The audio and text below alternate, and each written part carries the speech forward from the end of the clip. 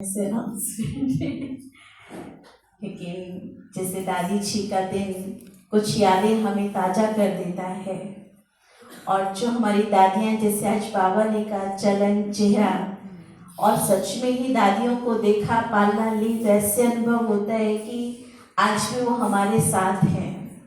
और जब हम दादियों का वो साथ प्यार अनुभव करते हैं तो ऐसे लगता है कि वो वरदानी हाथ हमारे सर के ऊपर है और वो हमें चला रही है। तो एक दादी जी की, जो जानकी दादी जी की, जो मैंने एक विशेषता दादी जी के मुख से वो सुनी कि दादी जी एक बार ऐसी क्लास करा रहे थे, बहनें उनसे पूछ रहे थे कि दादी जी जब हम बाबा का भोग बनाते हैं तो भोग बनाते समय कई बार क्या होता है, जल्दबाजी में बना देते हैं या कुछ ऐसा करके, तो दादी जी वो क्या है, ऐसा बनाना चाहिए या नहीं बनाना चाहिए? तो दादी जी ने बड़े प्यार से कहा, देखो मैं जब भोग बनाती हूँ तो अगर मान लो मुझे हलवा बनाना है तो मैं 2 बजे उठ करके बाबा की याद में स्नान करके मैं बड़े प्यार से उसे भूनती हूँ, बनाती हूँ, ताकि आने वाली हर आत्मा बाबा का भोग वो स्वीकार कर सके। वो दादी जी की जो चीज़ थी वो मेरे जीवन में कैसा बना। और कई बार होता है कि हम जब कोई चीज़ बनाते हैं तो जल्दबाजी भी हो जाती है क्योंकि टाइम भाग रहा होता है, लेकिन वो दादी जी के जीवन से प्रेरणा ये ली, कितनी बड़ी दादी जी अपने हाथ से भोग बनाते हैं और उस समय 2 बजे भी दादी ने कहा मुझे उठना पड़े तो मैं उठती हूँ।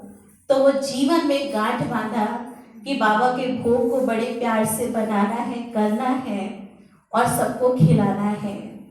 और उसका एक रिजल्ट देखा हमने क्लास में कि जब हम भोग बनाते हैं, आत्माएं जब बाबा के उस भोग को स्वीकार करती हैं तो उनके जीवन में भी हमने बहुत परिवर्तन देखा। और एक उदाहरण एक कोरोना के टाइम का कि अमेरिका से कोई फैमिली है वहाँ पर जिन्हें हम नहीं जानते, वो हम मुझे नहीं जानते हैं, लेकिन कोई संपर्क में उनके थे। उनका कॉल आया कोरोना के टाइम पर कि दीदी वो ऐसे ऐसे बीमार हो गए हैं, डॉक्टर ने बोला है आप अपने घर जाओ। उनके एक 8 साल की बच्ची और एक 10 साल की बच्ची है, और ऐसे में क्या करें, आप लोग योग करो। तो उनको उस समय सबने बैठ के योग के वाइब्रेशन दिए और कहा उन्हें ऑक्सीजन लेवल बहुत उनका डाउन जा रहा है और वो ऐसी स्थिति में कि कभी भी उनको कुछ हो सकता है। तो हम सब ने बिल्डिंग में जितने भी हम बाबा के 8 बच्चे सबने बैठ के योग के वाइब्रेशन उनको वहाँ पर दिए। जैसे उनको योग के वाइब्रेशन वहाँ पहुँचे थे उस समय, तो उनको ऐसे फील हुआ कि जैसे हमें ऑक्सीजन मिल गई है।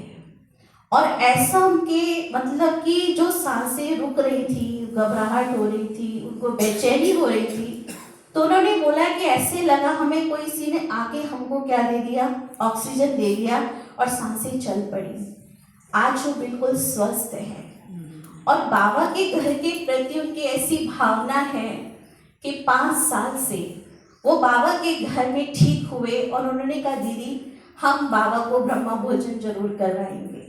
और वो 5 साल से लगातार, और जब भी ना वो हमें जानते ना हम उनको जानते हैं, पर वो किसी के द्वारा भेजते हैं बाबा के घर में, तो हमारे से व्हाट्सएप पे उनसे मुलाकात होती है, लेकिन हमने आमने सामने उनको नहीं देखा। और वो कहते हैं कि जब हम बाबा को ये भोग स्वीकार कराते हैं, ब्रह्मा भोजन करवाते हैं, तो कहा हमारा जो दवाइयों का खर्चा था वो सब बच गया है, और कहा कि इससे हमें बहुत बहुत क्या हुई है, प्राप्ति हुई है। और कहा कि भगवान ने हमें नया जीवन दिया, तो हमारे लिए ब्रह्मा भोजन कोई बड़ी बात नहीं है। और कहा कि जब इस ब्रह्मा भोजन को हम दिल से लगवाते हैं, करवाते हैं, तो हमने देखा है कि भगवान उसका कई गुना हमें उसका फल दे रहा है। तो ये अनुभव सुनकर के वहाँ पर जो भी आत्माएं आ रही हैं, तो उन सब ने भी संकल्प किया कि बाबा के घर में हम सबको खिलाते हैं, परिवार को खिलाते हैं, लेकिन हम बाबा को क्या सच में खिलाते, अपने परिवार को खिलाते हैं? तो सबने वहाँ ऐसा रखा है कि हम बाबा को, कईयों के अनुभव ऐसे रहे जो दवाइयों के खर्चे थे, वो दवाइयों के खर्चे उनके क्या हो गए हैं, कम हो गए हैं। क्योंकि जब बाबा को भावना से हम कोई भी चीज स्वीकार कराते हैं तो भावना का भाड़ा तो हम सबको मिलता ही है। तो ये जीवन में भोग का जो महत्व है वो जीवन में हमने खुद भी अप्लाई किया और आने वाले इसका भी अनुभव कर रहे हैं। और उन्होंने कुछ ऐसे नहीं कि हम कहते हैं तो करते नहीं, हर कोई अपने आप से बाबा को भोग स्वीकार कराता है, ब्रह्मा भोजन बीच में करवाते हैं और उनके परिवारों ने उन चीजों को प्रैक्टिकल अनुभव होते हुए देखा है।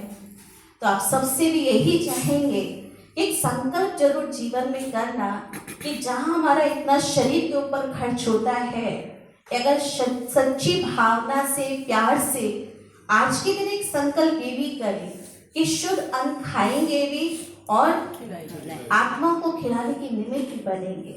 और बाबा ने कहा जैसे भूखा बाबा नहीं रखेगा तो सच में बाबा किसी को भूखा नहीं रखेगा। कल परसों जो हमने देखा थाईलैंड में, तो वो सब भी क्या था, तो बाबा के बच्चे, बाबा का घर सुरक्षित, ये हम सब के लिए बहुत बड़ी प्रेरणा जो भोग से दादी जी से ली तो मुझे याद आता है। और सच में उससे हर आने की अवस्था, आने वालों की अवस्था में भी बहुत क्या पड़ता है, फर्क पड़ता है। इसलिए कहते हैं जिंदगी का दो दस्तूर है, या तो छोड़ के जाओ या दान देके जाओ। कहावत में कहते हैं, छोटी सी की स्टोरी है कि एक बार एक बच्चा फूल बेच रहा था, उसके पाँव जल रहे थे धूप में। तब एक व्यक्ति आया, उसने उसके लिए जूते लेके आया और उसको दिया। तो बच्चा बोलने लग गया मुझसे कि आप मेरे भगवान हो। तो उस बच्चे ने बोला कि आप मेरे क्या हो, भगवान हो। वो व्यक्ति घबरा गया, कहा मैं भगवान नहीं हो सकता। तो कहा नहीं आप भगवान हो, मैंने कल मंदिर में भगवान को बोला था कि मेरे पाँव जलते हैं, मुझे एक जूता चाहिए। तो कहा मैं भगवान नहीं हो सकता। तो बच्चा हंस के बोलता है, आप भगवान तो नहीं हो सकते लेकिन भगवान के दोस्त तो हो सकते हो ना।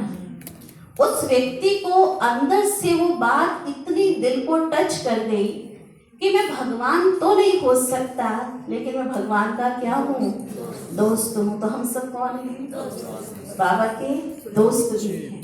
तब कहा जिंदगी का दस्तूर है, या तो दे के जाओ या छोड़ के जाओ। तो दे के जाने में ज्ञान जो बाबा ने हमें समय सब कुछ दिया, खजाना, वो हमें सबको देते हुए चलना है। ओम शांति।